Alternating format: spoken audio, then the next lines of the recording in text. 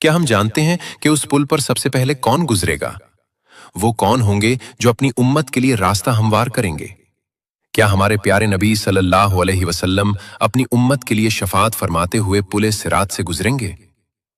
یہ وہ مرحلہ ہے جس سے ہر انسان کو گزرنا ہوگا، جہاں صرف ایمان، عمل اور اللہ کی رحمت ہی نجات کا ذریعہ بنے گی۔ ناظرین، جب سور پھونکا جائے گا، پھر وہ اپنی قبروں سے نکل کر اپنے رب کی طرف دوڑیں گے، کہیں گے، ہائے ہماری شامت، ہمیں ہماری قبروں سے کس نے اٹھایا؟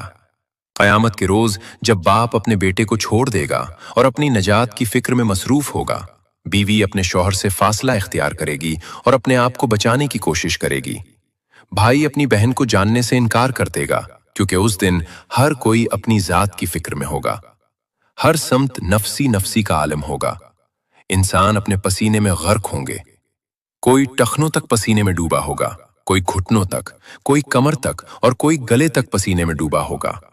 یہ سب ان کے اعمال کے مطابق ہوگا۔ سورج سروں کے قریب ہوگا اور اس کی تپش سے لوگوں کا برا حال ہوگا، مگر اسی عظیم میدان میں ایک ہستی سب کے لیے پکار رہی ہوگی، ہمارے مالک، دونوں جہان کے سردار حضرت محمد صلی اللہ علیہ وسلم، جن کی زبان مبارک پر یہ الفاظ ہوں گے، اے میرے رب، میری امت کو بخش دے، میری امت کی مغفرت فرما دے۔ حضور صلی اللہ علیہ وسلم اللہ تعالیٰ سے سفارش فرمائیں گے اور پھر حساب و کتاب کا آغاز ہوگا۔ اس دن کوئی ظلم نہیں ہوگا اور ہر انسان کو اس کے اعمال کا پورا پورا بدلہ دیا جائے گا۔ سب سے پہلا سوال نماز کے متعلق ہوگا، جیسا کہ رسول اللہ صلی اللہ علیہ وسلم نے ارشاد فرمایا کہ قیامت کے دن سب سے پہلے نماز کا حساب لیا جائے گا۔ اگر نماز درست ہوئی تو باقی اعمال بھی درست ہوں گے، اور اگر نماز خراب ہوئی تو باقی اعمال بھی خراب ہوں گے۔ نماز دین کا ستون ہے اور یہی وہ عمل ہے جو سب سے پہلے دیکھا جائے گا۔